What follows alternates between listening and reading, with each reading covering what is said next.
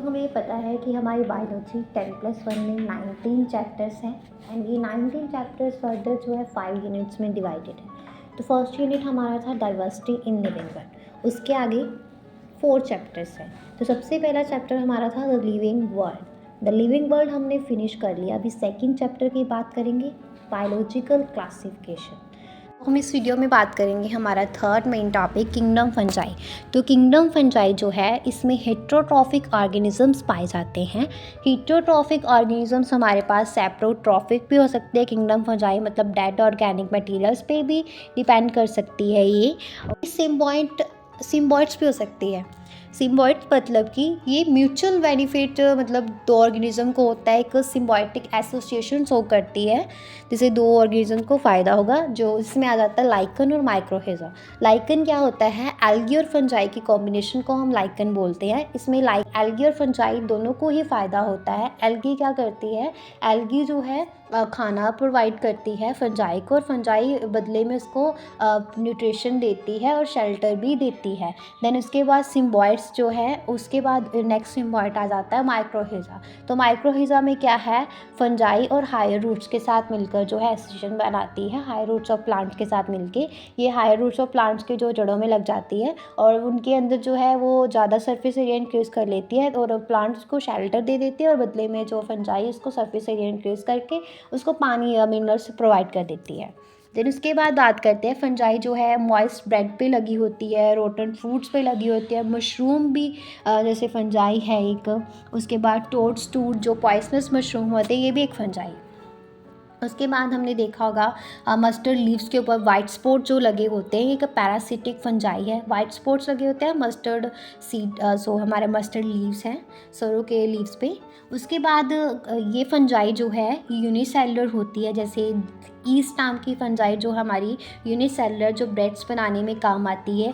कुछ सोर्स है जैसे एंटीबायोटिक्स है फंजाई के, जैसे पेनिसिलियम आ जाता है। और कुछ फंजाई जो है वो क्या करती है, प्लांट्स और एनिमल्स दोनों में क्या करते हैं, डिसीज़ कॉज करती है।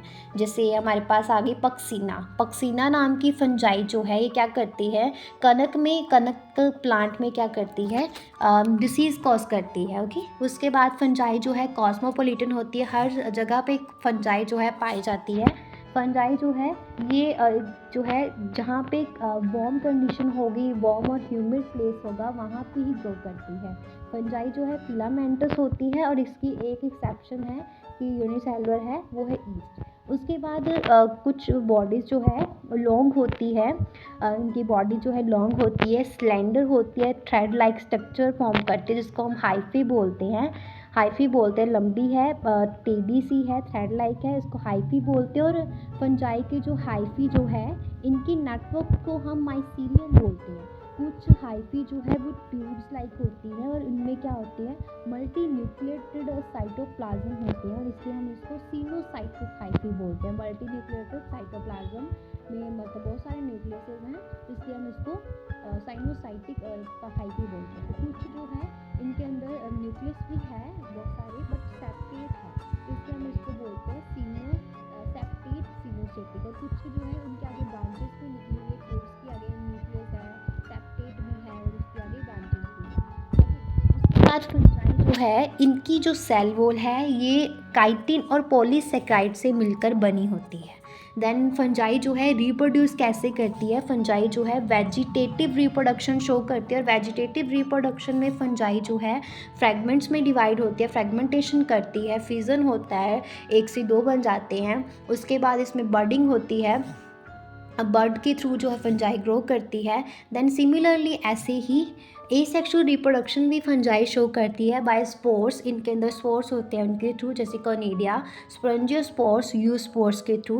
देन सेक्सुअल रिप्रोडक्शन भी फंजाई शो करती है अपने स्पोर्स के थ्रू, जैसे oospores, एस्कोस्पोर्स और बेसिडियोस्पोर्स। और स्पोर्स जो हैं ये फ्रूटिंग बॉडी के अंदर जो है प्रोड्यूस होते हैं। ओके।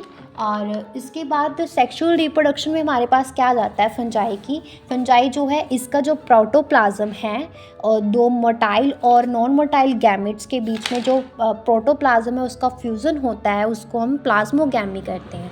ये सेक्सुअल रिप्रोडक्शन में आ जाता है फंजाई की।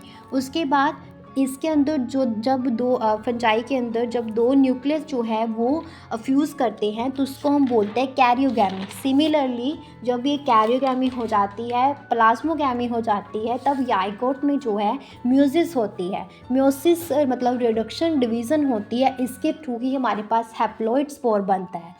और अभी बात करते हैं कि जब फंजाई जो है रिप्रोड्यूस करती है अपने sexually, two haploid hyphae of compatible mating types come together and fuse. जब फंजाई जो है रिप्रोड्यूस करती है सेक्सुअली, तो इसके दो जो हैप्लॉइड हाइफी होते हैं जो कंपैटिबल मेटिंग टाइप्स होते हैं वो पास में आते हैं और फ्यूज़ करते हैं। बट कुछ फंजाई जो होती है उसमें जो फ्यूज़न है दो हैप्लॉइड स्पोर्स का वो एकदम से नहीं होता है, टाइम लेता है। बट जैसे कुछ फंजाई जो हमारे पास आ जाती है, एस्कोमाइसिट्स, बेसिडियोमाइसिट्स नाम की फंजाई आ जाती है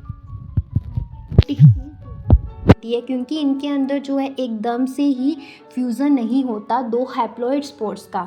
इनमें डाइकैरियोन स्टेज में देखने को मिलती है, दो न्यूक्लियस पर सेल होते हैं, 10 एक सेल में दो न्यूक्लाई देखने को मिलती है।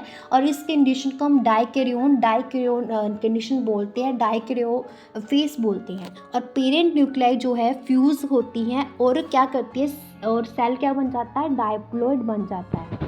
और फंजाई क्या है, फॉर्म करती है फ्रूटिंग बॉडी जिनमें रिप्रोडक्शन होती है, और इससे क्या बनते हैं, हैप्लॉइड स्पोर्स बनते हैं। और मॉर्फोलॉजी, और इसके बाद यहाँ पे हमारा फंजाई वाला टॉपिक हम फिनिश करते हैं। देन नेक्स्ट वीडियो में हम इसकी क्लासेस के बारे में डिस्कस करेंगे।